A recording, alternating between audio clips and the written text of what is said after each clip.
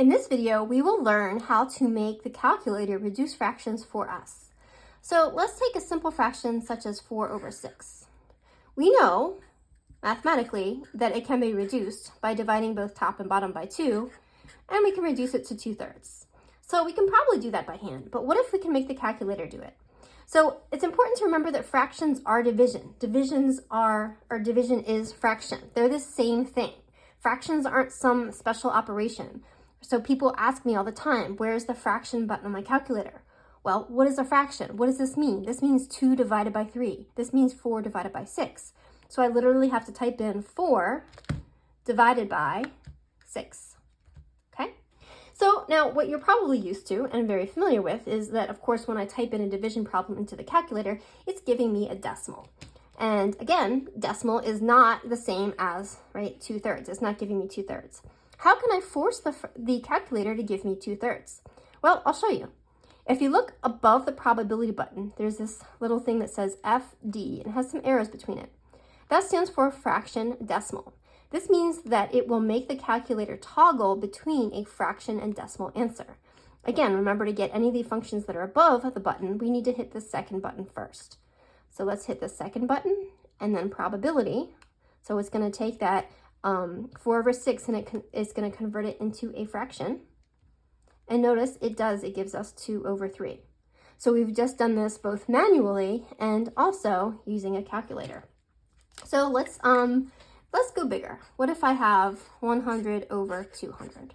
Again, you and I both know that reduces to 1/2 or 0.5, but let's make the calculator do that for us. Okay?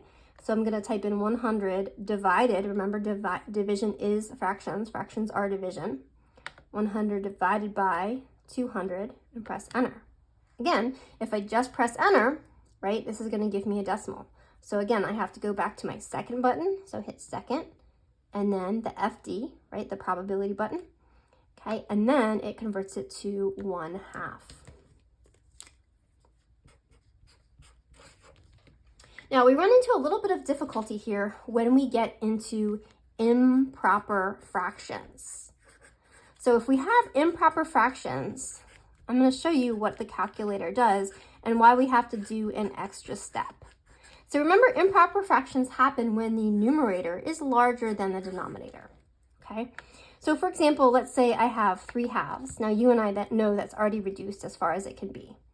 But will the calculator take 1.5 and convert it back to 3/2? Let's try it. Let's hit second, probability, and press enter. Well, what on earth does this mean? Well, the U means union. This is actually a mixed number. This means 1.5. If you remember your mixed numbers, 3/2 is the same as 1.5. But we have a problem, right? Because we don't want 1.5, do we? No, we want 3/2.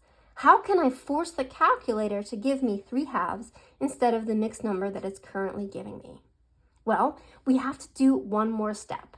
So after I hit second probability and enter and get this mixed number, I'm going to have to hit second and then ABC. Notice this is a mixed number. And if you look up here, this is saying it's going from a mixed number to an improper fraction. So it toggles between mixed numbers and improper fractions. So let's try this. Second, ABC, enter. Notice now it's giving me 3/2, which is what I want. Again, 3/2 was already reduced. So let's try it with something else that we know can be reduced. What if I have 64/24? Let's try that. Okay. So I know that it can be reduced. I just don't know, necessarily how much. So let's say 64/24. Okay. So again, the first thing it's going to give me is that decimal. So I'm going to hit second probability and enter, second probability and enter. And then from that mixed number, I'm going to hit second ABC, enter. Now it's telling me that 64/24 reduces to 8/3.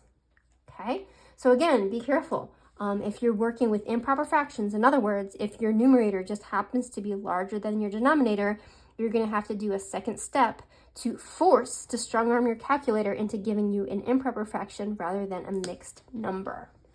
All right, let's try one more example here. Let's do, what's a good number? How about 124 divided by I don't know, 32.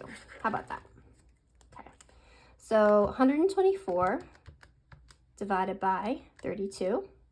Okay. So as a decimal, it's 3.875. So I'm going to hit second probability, enter. Notice that gives me that mixed number 3 7/8, right? But we don't want a mixed number. What do we want? We want a improper fraction.